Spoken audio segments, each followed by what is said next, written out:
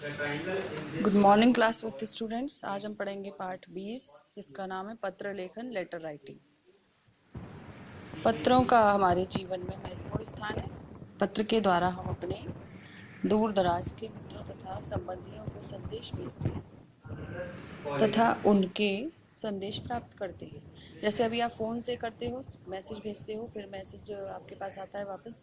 पहले हम लोग पत्र के द्वारा संदेश देते थे और पत्र के द्वारा ही हमें उत्तर मिलता था।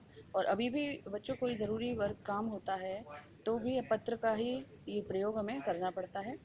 और पत्र के प्रकार कितने हैं? औपचारिक पत्र, अनौपचारिक पत्र। औपचारिक पत्र जो आप जैसे स्कूल में अपने प्रिंसिपल मैम को जब आप बीमार हो जाते हो या कहीं शादी ब्याह में जाते हो तब आप आवेदन पत्र लिखते हो, उसको हम कहते हैं औपचारिक पत्र। सरकारी और कार्यालयों को लिखे गए पत्र औपचारिक पत्र कहलाते हैं। आवेदन पत्र, प्रार्थना पत्र, शिकायती पत्र, व्यवसाय से संबंधित पत्र औपचारिक पत्रों की श्रेणी में आते हैं। अनौपचारिक पत्र, ये पत्र माता पिता, भाई बहन, संबंधियों, मित्रों आदि को लिखे जाते हैं। औपचारिक पत्र के कुछ लिखते समय कुछ आवश्यक बातें हैं। पत्र के बाईं ओर विनम्रतापूर्वक संबोधन सेवा में लिखने के बाद नीचे संबंधित अधिकारियों के पद और स्थान का नाम लिखना चाहिए। जैसे आप प्रधानाध्यापक के लिए लिख रहे हैं या प्रधानाचार्य के लिए लिख रहे हैं प्रार्थना पत्र, तो देखिए सेवा में लिखते हैं और प्रधानाध्यापक महोदय लिखते हैं जो उनका संबोधन है। इसके और बाईं ओर मीन्स आपके उल्टे हाथ की तरफ इसके नीचे एक पंक्ति में मुख्य विषय के बारे में संकेत देना चाहिए। मुख्य विषय देखिए, इसमें विषय दे रखा है अवकाश के लिए प्रार्थना पत्र। ये इसका विषय है कि मेरे को ये पत्र मैं क्यों लिख रहा हूँ।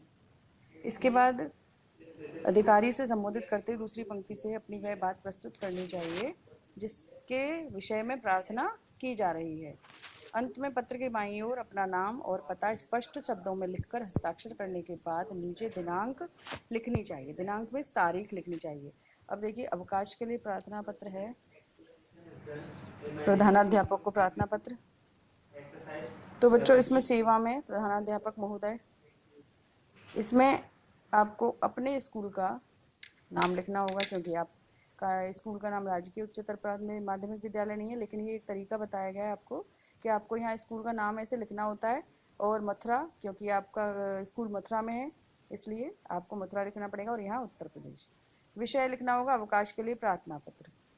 मान्यवर, क्योंकि महोदय, क्योंकि ये मेल टीचर यानी कि शिक्षक हैं इसलिए उनको आपको मान्यवर लिखना होगा। सविनय निवेदन यह है कि ये फिर अपनी बात लिखते हैं कि आपको क्यों छुट्टी चाहिए, ठीक है। और उसके बाद आपको उसमें तारीख बतानी होती है, क्या कब से कब तक छुट्टी चाहिए आपको, और देने की कृपा करें। आपकी अति कृपा होगी, आपका आज्ञाकारी शिष्य। यदि लड़कियां हैं तो लिखेंगी शिष्या, ठीक है। फिर अपनी क्लास लिखेंगे, कौन सी क्लास के हैं, आपका सेक्शन ए बी सी कुछ भी है तो आप लिखेंगे ए, या अनुक्रमांक यानी कि आपका रोल नंबर, और फिर डेट डालेंगे जिस डेट को आपने वो चिट्ठी पत्र प्रार्थना पत्र अपना लिखा है, ठीक है। तो ये हो गया आपका औपचारिक पत्र का प्रारूप।